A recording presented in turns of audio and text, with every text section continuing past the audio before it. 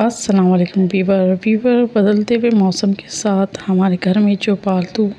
मुर्गियाँ होती हैं वो मुख्तलिफ़ क़स्म की प्रॉब्लम्स का शिकार हो जाती हैं। जैसे इनमें दबाव का शिकार हो जाता है और इसके अलावा इनका निज़ाम सही तरह काम नहीं करता, या तेज़ाबियत इनमें पैदा हो जाती है, या किसी भी क़स्म के जिस्म में के हिस्से में ख़राबी पैदा हो जाती है, या पेट में कीड़े पैदा हो जाते हैं, ये ग़िज़ा कम खाने लगते हैं और ज़्यादातर ये सुस्त हो जाते हैं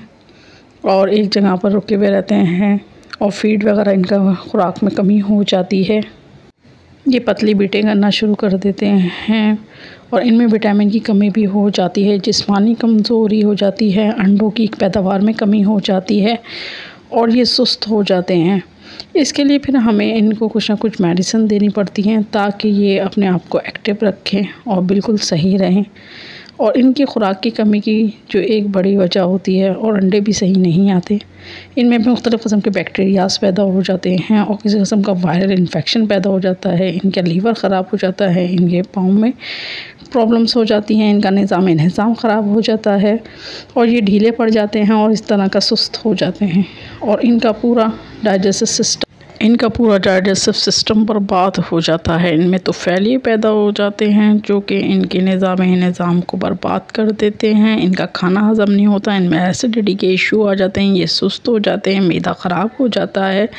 पपोटे में मुख्तलिफ़ क़स्म की बीमारियाँ और बैक्टीरिया अपना घर कर लेते हैं। तो इन सब के बचाव के लिए हमारे पास एक छोटी सी रेमेडी होती है जो कि हम मौसम के लिहाज से देते हैं। जैसे कि गर्मियों में अगर आप देंगे तो वो आप ज़्यादा दे सकते हैं, लेकिन सर्दियों में सिर्फ आप एक दफ़ा दिन में दे सकते हैं ताकि इनकी खुराक ज़्यादा ये खाएं और उसको देने की वजह से इनके जो खुराक का निज़ाम होता है वो बिल्कुल सही हो जाता है और ये बैक्टीरियाज़ वगैरह इनके पेट से निकल जाते हैं।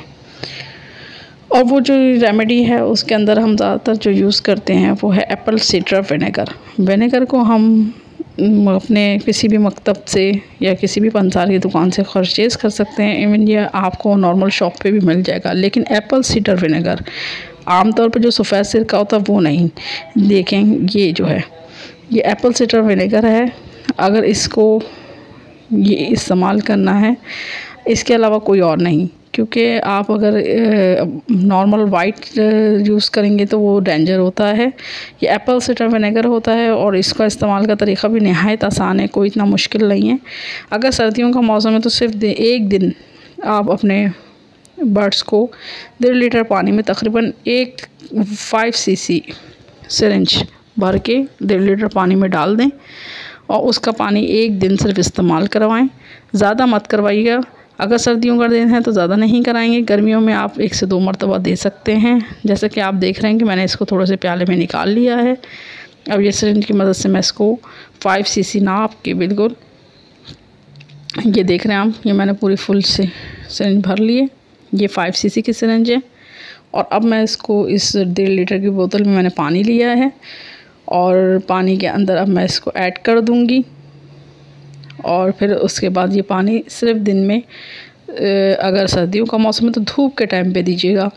रात में वहीं नहीं देना है ना सुबह देना है, धूप के टाइम पे दें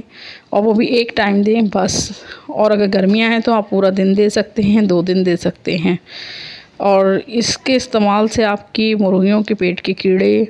निज़ाम उनका दुरुस्त होता है, मुख्तलिफ़ क़स्म के हार्मफुल जो बैक्टीरिया उनके पेट में पैदा हो जाते हैं वो ख़त्म हो जाते हैं और वो बिल्कुल एक्टिव हो जाती हैं। और याद रहे कि सिर्फ आपने एप्पल साइडर विनेगर ही लेना है। आप देख रहे हैं इसके अंदर मैंने तकरीबन 1 और थोड़ा सा और डाला है, बस इससे ज़्यादा मैं यूज़ नहीं करूँगी क्योंकि ये बस इतना ही काफ़ी होता है। आप देख रहे हैं एक बर्तन ले लें और उसके अंदर बस, ये धूप का टाइम है और मैंने अभी अपने पेट्स को ये थोड़ा सा दे दिया ताकि अब इस टाइम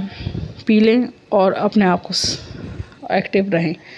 और शाम में मैं इनको फिर नॉर्मली इनका गर्म पानी जो मैं यूज़ करवाती हूँ वो करूँगी। ये धूप के टाइम पे मैंने इनको दे दिया है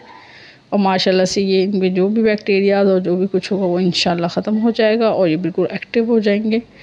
और ये अगर आपके पेट्स एक्टिव नहीं हैं भी और फिर भी आप इसको इस्तेमाल करें एक दफ़ा बस, मतलब पूरे हफ्ते में 2 हफ्तों में सिर्फ 1 मरतबा दें। ज़रूरी नहीं कि आपके पेट बीमार हो, क्योंकि अक्सर ऐसा होता है कि पेट सही होते हैं लेकिन उनके पेट में थोड़े बहुत कीड़े होते हैं, तो इससे ये कीड़े मर जाते हैं। और आप अपने छोटे चूज़ों को भी दे सकते हैं इसको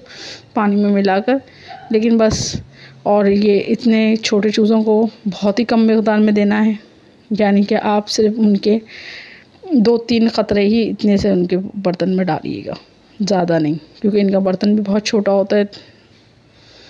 इनको ज़्यादा हमने दे नहीं सकते। वैसे तो ये वैक्सीनेटेड होते हैं, इसमें अभी इतने इश्यूज़ नहीं आते, लेकिन इन चूज़ों को भी हम थोड़ा बहुत दे सकते हैं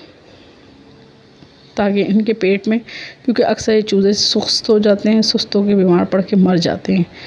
इसकी वजह यही होती है कि इनके पेट में बैक्टीरियाज पैदा हो जाते हैं, और जो कि इनको, जिसकी वजह से इनके खुराक की कमी हो जाती है, और ये कम खाना खाते हैं, फीड कम लेते हैं, जिसकी वजह से कमज़ोर पड़ जाते हैं, और कमज़ोर पड़ने के बाद ये ढीले हो जाते हैं और फिर मर जाते हैं। ज़्यादातर हम बात की वजह यही होती है इन चूज़ों में। अगर पहले वैसे तो रानीखेत ज़्यादा इशू आता है इतनी उम्र के चूज़ों में, लेकिन अगर आपके चूज़े वैक्सीनेटेड हैं और फिर भी वो मर रहे हैं, तो उनमें पेट के कीड़े, फीड का प्रॉपर ना मिलना, हार्मफुल बैक्टीरिया, जगह का साफ़ ना होना, और मुख्तलिफ़ क़िस्म की अमोनिया गैसेस का पैदा होना, ये इनको मार देती हैं, जिसकी वजह से बहुत तेज़ी से, क्योंकि इनका इम्यून सिस्टम बहुत कमज़ोर होता है इस साइज़ के बच्चों का।